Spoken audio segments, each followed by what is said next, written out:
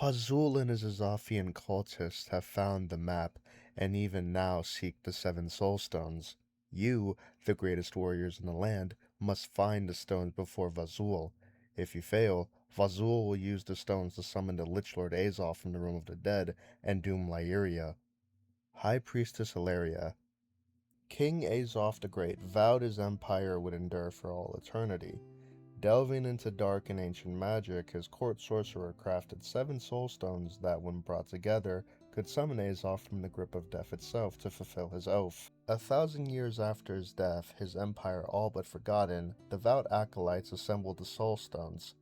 The awoken Azoth was as brilliant and ruthless in battle as ever, if physically somewhat worse for wear.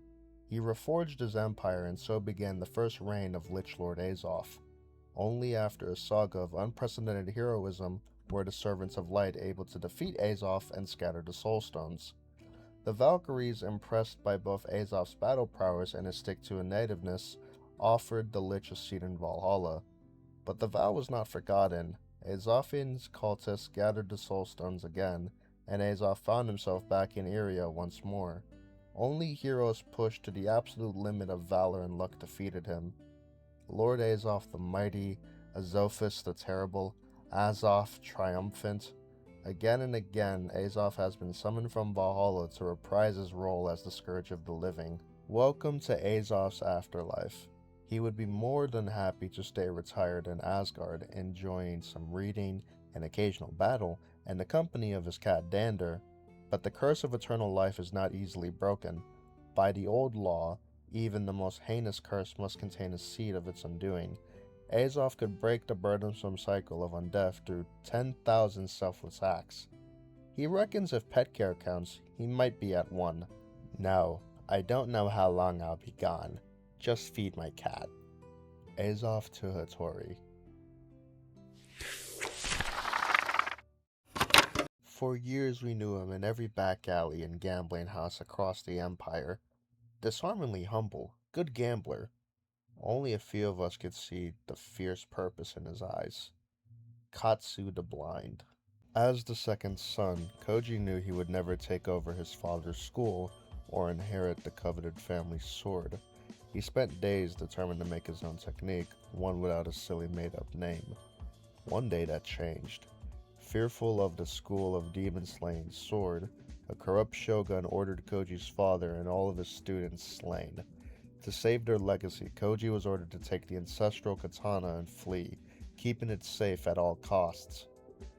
After many patient and careful years, he was ready. Seeking an audience with the shogun, he revealed his name and petitioned to reinstate his family's place. The twisted shogun only laughed, knowing his fate was sealed.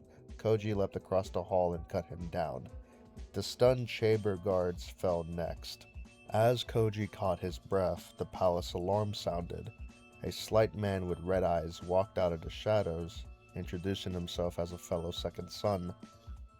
The younger Kagama offered Koji a way out, power untold, and a guaranteed escape, and all he needed to do was part with the family blade. Koji examined the sword, remembering the stories his father told him as a child. He smiled. When the 3,000 guards entered the chamber, they found the demon's head lying on the floor, and Koji rushing towards them, cutting his path to Valhalla. Well, I killed her demon husband, so it's complicated. Koji when asked about the ninja Hattori. When fire burns and bellows churn, then the hammer rings and anvil sings, fierce metal gleams and the makers beam. Sons of Ivaldi forged song. The Sons of Ivaldi are the original master craftsmen of Asgard. They are the first and the best since the world began. Olgrim has fashioned unparalleled artifacts in the great forges.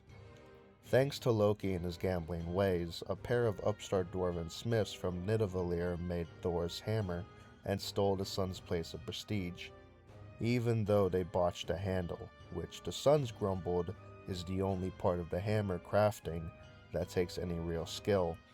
The new smiths were still celebrated. This bitter rivalry would last for centuries, both sides constantly trying to undo the other. But when the comet came crashing down, it was Olgrim the gods turned to once again. Only he had the materials to build what they needed. For ages he had harvested hundreds of impossible items. Still a flaming dragon's heart, the core of a dying star, Andersite from the Netherrealm, nothing too rare and no mine too perilous or too far for Olgrim.